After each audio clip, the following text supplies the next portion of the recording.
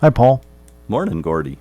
Park and Recreation Director for the city of Faribault. We were just going down memory lane about the opening of the Aquatic Center. You said it was 2002. 2002. This is the 16th season already for the Aquatic Center.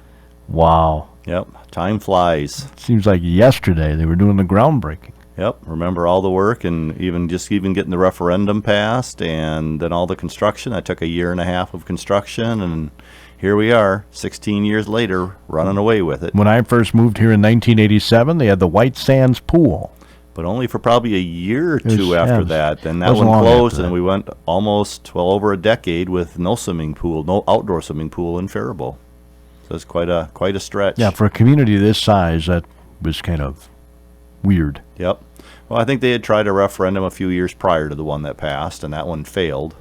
And so then they redid the referendum, and that passed in, I believe, probably 2000, because it probably took a year and a half, 2 years by the time we could get the pool opened up, and here we are. And it's an aquatic center, And it's an aquatic center, yes. not a pool. As soon as you start putting some of the extra amenities into it, putting zero depth into them, the name changes to an aquatic center. So makes them a lot more user-friendly this way. More marketable. Much more marketable. And I remember when you first opened that, Paul, man, oh man, people came from all over. They did. We had the only aquatic center south of the metro. So people came from the Northfield area, the Owatonna area, the Waseca area. Rochester. Because they've all had them. They came from Rochester and Mankato, but they still don't actually have aquatic centers in Rochester and Mankato. They've got outdoor swimming pools, but they're in the process of trying to update their facilities as well, too. So they'll be looking at something probably pretty good sized here in the near future. Owatonna didn't have one. Northfield didn't have one. No, Northfield had an outdoor swimming pool, but they did not have an aquatic center like they do now. So, yeah, we drew probably close to a 50-mile radius on average, because in the first few years we tracked basically where people would write checks to us from. So we would just know how far away, and we had a lot of people coming from 50-plus miles away. And we still have groups that come down from the metro, bus loads of kids and stuff. It's a good day trip for a lot of the different daycares and like the school after-school programs where they run all summer long, their SAC programs, and they will come down and they'll bring in 2 or 3 buses. So they'll come from the metro, come from Mankato, come from over in the Rochester area. So we still get quite a few people that like to come and use the facility for the day. I remember a couple of years, I got a couple of bikes for the Relay for Life, and you were nice enough to let me perch over by the pool. Yep. People could register. I wanted to get more youth involved in our relays, so that's why we're registering. We're going to give away these bikes. And there's a whole group from Pine Island that registered for a bike from the Rice County Relay for Life. Now, I said, you got to kind of be here on the relay night. Yep, yeah, there have been a lot of groups that have come from a lot of different directions, and we love to see that. I mean, we welcome all those groups in all the time, so it really helps out a lot, and it's nice it's fun to be at the facility when it's busy versus when it's a little bit slow out there, like maybe the weather lately. Yeah, I was just going to say, today it's beautiful outside, but the temperature's not conducive to be jumping in the pool. That's right. Although the water itself is nice and toasty warm, the water is pushing 80 degrees, so you would get in the water, and every time you got out is when you get cold, but if you stayed in the water, you would be toasty warm the whole day. You could actually warm up then. Warm up a little bit in the water, absolutely. By heading out there. So what amenities do you have now? We've got the couple of flume slides. We've got the drop slide. We've got the lily pad walking area there. We added in water volleyball a couple of years ago, so we've got that. We've got water basketball in there. Climbing wall. The climbing wall was new, I believe, 2 years ago. So that's been a pretty big hit with everybody out there. And, of course, the zero depth area so that moms with little kids and can sit in 1 to 2 inches of water if that's all they want to sit in, or going in, or people that have some disabilities that need a better access to get in out of the pool. We've got the zero depth area that just makes it real easy to get in and get out of the facility there. All right, we're going to take a little break, get our opening market report, a service of your KDHL Agri Boosters, and we'll talk more about the Aquatic Center. They have a new director there, too. We'll talk about that when AM Minnesota continues. But here's that opening market report. In the early going on Friday, corn. On AM Minnesota today, Paul Penansky stopped by. He's our Park and Recreation Director for the city of Faribault. We're going to highlight the Aquatic Center today, or we have been. 4th of July picnic, of course, is on the 4th of July in North Morristown. And believe it or not, they're coming on Monday to talk about the picnic because we didn't have an Open AM Minnesota date except that day before the 4th. And we're kind of busy. Have Fair Talk on Tuesday. We head to Northfield next Wednesday. Todd Sesker, the superintendent of the Faribault Public Schools, is scheduled to be with us on Thursday of next week. And then it's the Elysian 4th of July featured on Friday the 30th. So we're looking forward. We'll be doing our annual broadcast from North Morristown of their patriotic program, which I think is terrific because that's what the 4th of July is truly all about. Well, Paul, the Aquatic Center opened June 3rd, right? Yes. Yep, June 3rd of this like year. the The day day after after public school gets out is when we open. Day after graduation. It was actually before graduation. Graduation was like the Oh, that's right. It was the 3rd, next weekend. 4th, like the 11th, I think, this year. So The following weekend. You're right. In any event, the first week or so was gangbusters, right? yeah, first 2 weeks did really, really well. You know, extremely warm, good start to the season, and then this last week kind of slowed things down a little bit. They got the couple of rain days in there, and now the cooler weather. Hopefully the warmer weather comes back next week for us. We're looking at it coming about midweek next week, so not too hot, but you know, good swimming weather gets you back into the mid-80s and stuff there. So, What a great place to have your kids' or grandkids' birthday party. and we have a lot of those out there. We've got the shelter inside that you can call and reserve. There's no fee to use it. You just have to, it's on a first come, first served basis. But so typically people will reserve that picnic shelter that's inside the fenced area there. And we have a lot of different picnic party or birthday parties that come and use the facility. It's a inexpensive way to let the kids have a lot of fun and maybe burn a little energy off of them at the same time. Yeah. And you were mentioning, we were chatting a little bit earlier about water volleyball. Of course, that would be a perfect fit. Faribault is a big volleyball town. It is a big volleyball town, and we've had it there. I think last year was the first year we had it, maybe the year before, but this year we're leaving it up all the time. They were kind of putting it up and taking it down, and this year we're leaving it up so people can play pretty much all day long. So it's a lot of fun. It's in about the 5-foot area of water, so it's in a little bit deeper water. But the people that are playing it are just having a ball with it so far this year. And you have to be a little bit careful because there are other people around and stuff, but we've not had anybody get hit with the ball that shouldn't be getting hit with the ball so far. So far, so good. Yeah. So just one of the amenities out there for the facility. I was telling you that when I was a kid, water polo was huge at the pool, my hometown pool. Yep, and I've seen water polo in them, and I've seen the inner tube water polo in a lot of facilities too. So I think I mentioned that we have a new aquatics supervisor out there who this is his first week, so he's kind of in the middle of all this, trying to figure out where everything's at and even where the pool's even at out there. But he's coming with a lot of ideas, so we're hoping to see some of these types of games and activities all come back and just have a lot of different fun and a lot of variety of activities and stuff out there. Boy, in summer, I remember every Friday and Saturday night, water polo Yep. at the local pool. Yep. Go and just hang out and burn off that energy, because water polo is not an easy one. No. You're in the deeper end of the facility, so you can't touch the bottom, so you're treading water the whole time. And then when you watch water polo on TV, they make it look easy because they can come out of the water up to their waist. Try and kick your feet hard enough to get yourself to lift your body out of the water up to your waist. It is not an easy task. No. So, fun, but not easy. No. It's good exercise. Great exercise. Great exercise for you. In fact, well, you were a swimmer, right? I was. Swimming may be the best exercise there is. It's a great exercise. You don't have to deal with all the gravity out there. You get in the water and you have to work on your breathing, and you have to use all the muscles in your body no matter which different strokes you're doing. So it is a fantastic exercise for anybody to get involved in, and you don't have to go fast. Just get yourself in and get started somewhere. A lot of people start with us even with just water walking. Come during lap swim time and just walk in the water until you feel comfortable, then lift your feet up, and if you're a non-swimmer, and then just start slowly doing some laps once in a while, and you just gradually add on distance as you get stronger and stronger in the water. And it's an activity you can do well into your senior years. We have a lot of seniors who participate in lap swimming as well as our water exercise program, so lots and lots of people all the time at the facilities. Now, those are at the community center pool, right? Well, we do have lap swim at the outdoor pool also at the Aquatic Center. So lap swim at both of them. The water exercise classes are at the indoor facility right now, although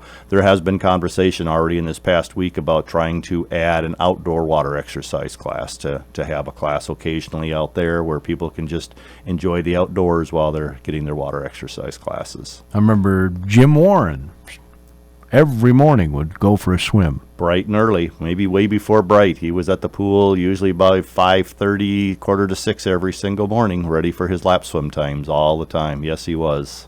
That was right up till just before he passed? Probably a couple of years before he passed. Yeah. But he was a regular for years and years and years there, and way before my time even. And I've been here a long time now, Gordy. No. Well, I'm sure he thought that was one of the ways to stay limber. He did. He truly believed in that type of exercise and the social aspect of it. A lot of those that work out at certain times, the early morning, they all know who each other are, and they're very social, and that's also important too, to have that social interaction with other people all day long. So it's good for them. Yeah, always seemed to have good mobility. I don't remember him even in his later years. Now, obviously, I didn't see him the last couple of years, but with a walker or anything like that, he had good mobility, and I think a lot of it had to do with jumping in that pool every day. Yep, he did. He got along really well. So it's something to think about, folks. Yes. You do have lessons for those that don't know how to swim, right? We've got a lot of swimming lessons out there. We've got lessons we've got a July 10th session coming up. Our first session is slowly wrapping up here, and then we have a July 24th session, and then we do run swimming lessons all winter long as well, and those are all at the indoor swimming pool. That way the air's never too cold, and we can climate control those pretty good, so you don't have the cancellations. You don't have to deal with the weather and stuff with that. So those for adults too? These are for youth ones. Typically about once a winter, there'll be one session for adults out there. We don't get near the demand for adults, sure. but we do try and offer a session each year that adults can get into.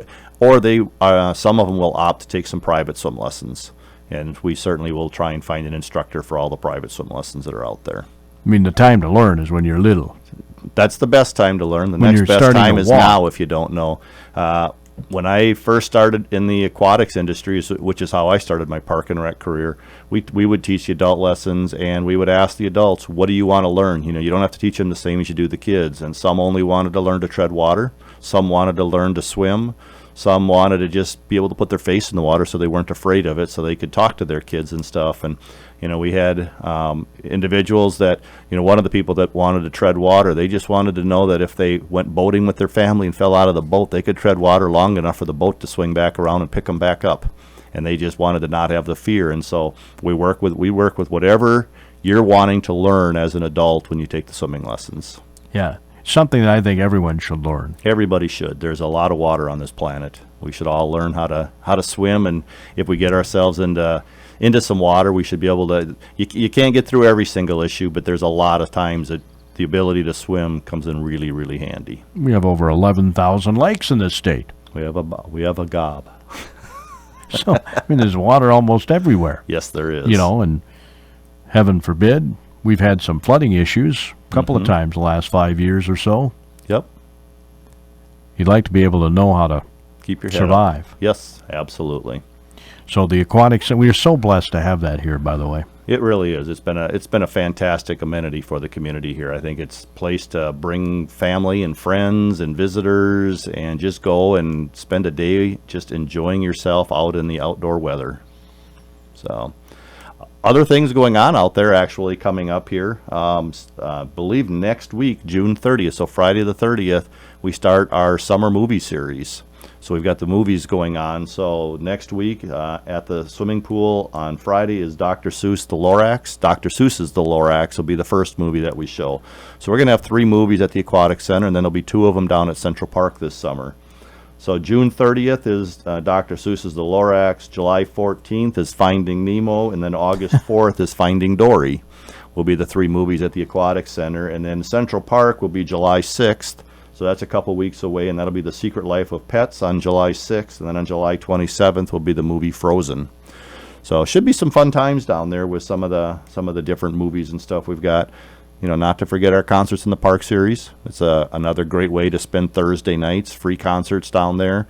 Even last night, even with some of the weather that we had over 100 people that showed up last night to enjoy the concert, and it got done just in time before the rains hit again last night. So worked out very well that way, and we've been fortunate with a lot of those concerts that we squeeze them in all the time. So it's every Thursday night through about the end of August. Well, I think about the 20th of August is the last one. So, and a lot of people bring their own chairs. Yeah, I would say probably 80% of the people carry their chairs in. There's a number of benches down there, but they fill up pretty fast. So, we encourage you to bring that. We have people that bring popcorn and sit down there and munch and see your friends and sit and have a good time with them and stuff, and enjoy some really good quality music down there. It was the Bavarian Music Meisters last night. Yep.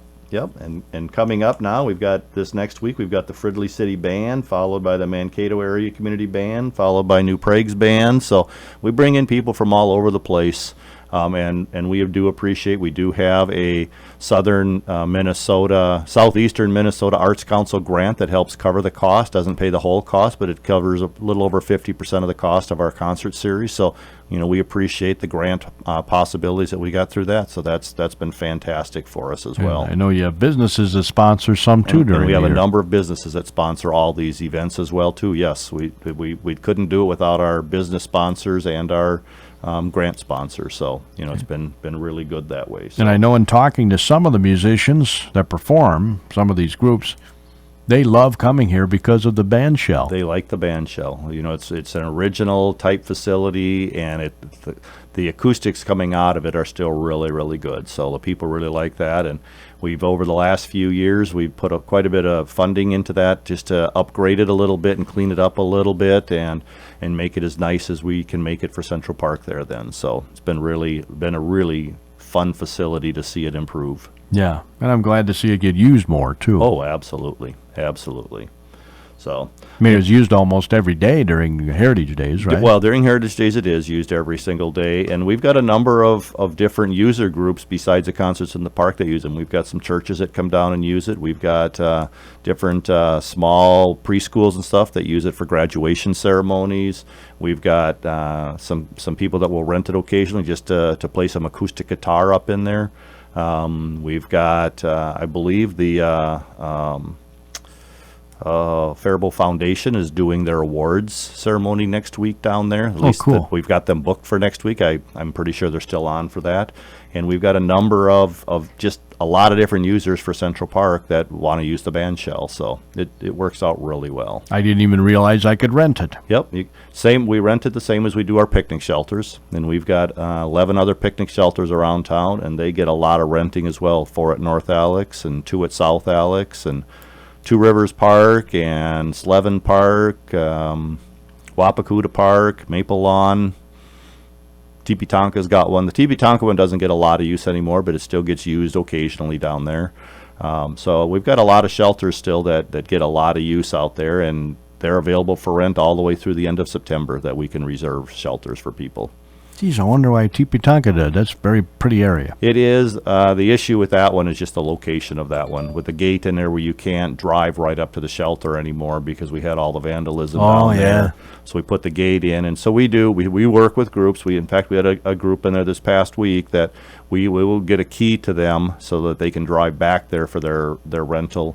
But then they have to make sure that there's no other cars back there. So when they're done, they can lock up and you open up the gates and we get people back there. And fortunately, last week we didn't have any issues, but sometimes when they're having their picnic shelter, somebody will try and drive across the ball fields and then start spinning their little cookies that they do out there, and that just causes a lot of extra damage and stuff, and that's frustrating. I'm sure it is. So. Paul Penansky is the Director of Parks and Recreation for the City of Faribault. You remember how many parks we have in town? 39 parks that we list as parks. Some of them are very small. They're like greenways. Residential. We probably have more like 26 or 27 regular parks in the community that people can go to and enjoy. Yeah. Not many towns have a park like Alexander. Yep, Alexander is certainly a wonderful park that we have right now, and really it's a nice amenity for all kinds of things. You got lots of people down there all the time, which makes it fun too. You know, the 4 picnic shelters, the 6 softball fields, the baseball field, the Aquatic Center, the track and football field that the school district has down there, and the fairgrounds for the fair, Rice County Fair. It can be a very busy place a lot of different times, and yet there's room for everybody down there. Yeah. Ice arena, even the ice arena is down there. So right now there's ice in the ice arena. They're running summer ice right now. That'll be coming to an end here in another week or two. And to think there was a lot of controversy at the time. Oh, In fact, lots. some people didn't get reelected on the council because I believe of it. only one person got reelected that year. Everybody else was voted out for, people didn't think that that was a wise use of local dollars to purchase the land for out there. And now it is an extremely prominent park, and it's a wonderful amenity for the community. And a lot of visiting teams that come here, whether it be for hockey or football or whatever, they comment how nice that facility is. Absolutely, absolutely. Same with the soccer complex. I was in Rochester this past winter, and I had a Rochester person tell me, "Wow, you have a very nice soccer complex there in Faribault. We'd love to have something like that in Rochester." Yeah, we get a lot of compliments on the soccer complex. It has been a fantastic amenity for the community as well. And if you go down there any night of the week, it doesn't matter what night it is, there are a lot of people out there. There's the Soccer Association this time of year has all kinds of games and activities going on, and then there's almost always a couple of fields loaded with just drop-in soccer, people who are just going down there and getting a lot of exercise, and they'll play almost until dark. So, and this time of year, that plays you all the way until after 9 o'clock at night by the time they get done with that. So, Yeah, thanks to the balls there. absolutely, the Ball family has been wonderful with everything that they've assisted with and getting that complex up and going. So, You know that the school is contemplating doing a vote this fall. We're going to get some more details from Todd Sesker, I'm sure, next week when he's on our show next Thursday about that. yep. But they obviously must have entered some discussion with the city about what do you think? Do you think you'd like to join us in on this? Or I have not been part of discussions with that yet. So if there have been discussions, they've not been at my level here yet. So I think, if we could get an amenity in, I think that would be wonderful to be able to do that. There's a lot of discussions we'd have to take place, because if they're looking at using it for PE classes and stuff, the city has daytime uses that we're using our gyms now, and so we'd have to make sure that if we were replacing a gym, which we've talked about doing, is finding a gym replacement for Washington, we'd have to have access during the day, and some of our groups play really loud music, when you've got your exercise classes going, and that might interfere with PE classes. So we'd have to certainly get into conversations and make sure everybody understands their needs versus our needs. They're different for each of the city and the school district. yeah, it so. sounds like, I don't know if they've got hammered down exactly how it would be formed. I would think they'd want that before they go to the public for a vote on it, but Yeah, I would assume that they will too. So, 6 and basketball. they may be having plenty of conversations. I just have not been part of those conversations yet. sure. So we'll be curious to visit with Todd about that next week. Yep. See where Yep. they are on See where that. they're at. See how that's all going, because I believe they're proceeding forward from what I've been seeing. So, It does sound like it. yep.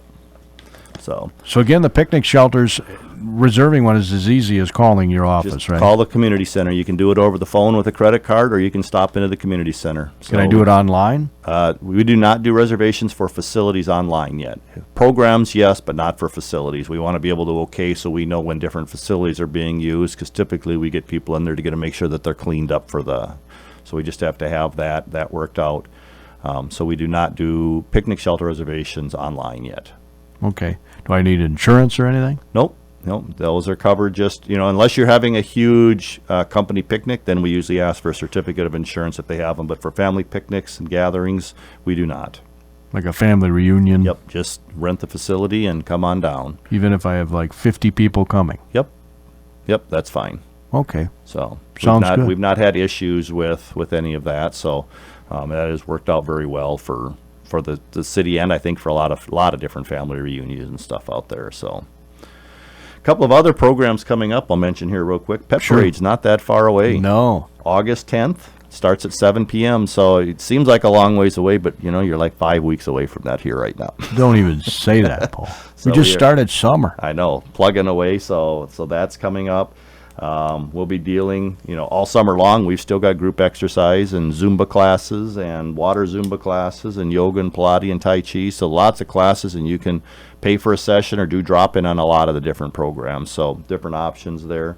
We also have something that's a little bit exciting. The Minnesota Twins baseball camp is coming to town this summer, and this is different than the one we've done in the past. This is a week-long program from 9 to 3, one day of which they'll transport people up and give them tours of Target Field. So we're actually bringing in a number of people, and so they meet for boys and girls ages 6 to 14. So it's a week-long program. So certainly look it up in the Buckham Bulletin or online, or give us a call for more information if you're interested in that. Fun centers, a great way to spend your mornings and afternoons. Over at Jefferson, you see a lot of groups of kids playing there. So there's a session that comes up July 10th through the 20th, and again July 24th through August 3rd. And then there's a number of other preschool and spirit team programs and stuff like that out there. And of course, we can't forget that fall registrations are already taking place also. Cub football, they actually start practices August 14th. So we're taking those now as well. And flag football for grades 2 and 3 starts on September 5th, as does our youth volleyball program. It starts right away in September. So we're taking registrations for all of those already too. And then we've got a large group of people that come and play pickleball at the community center. So you're welcome to stop in. That's a drop-in type program, and you just get partnered up, and they play a lot of, you play for a while, and then you sit and watch for a while, and then you play for a while. But almost every morning of the week, we've got a number of people up there playing pickleball. So, and racquetball and our fitness facility. So we've got a lot of different amenities that people can use even in the summer. And the gym is air conditioned, so you don't have to get real hot if you want. And if you haven't played pickleball before, the group is extremely good about teaching you the fundamentals, and we've got the equipment to help you get started with that. And it's fun. And it's fun. Yep. It's a great program, and it's just amazing how many people come to play pickleball now. I mean, it's kind of like tennis or badminton, but you don't move as much. It's a combination of tennis and ping pong. So you're playing kind of with like ping pong rules. You play with a wiffle ball, so it slows it down a little bit, but you're still doing a lot of running when you're on that court. There's a lot of exercise. I think that's the popularity with it is you can get to the ball because it's a wiffle ball. It slows it down, but you're still trying to place that ball where nobody else is at, and you're running back and forth and catching up with it, and it's still, they get a lot of exercise with it.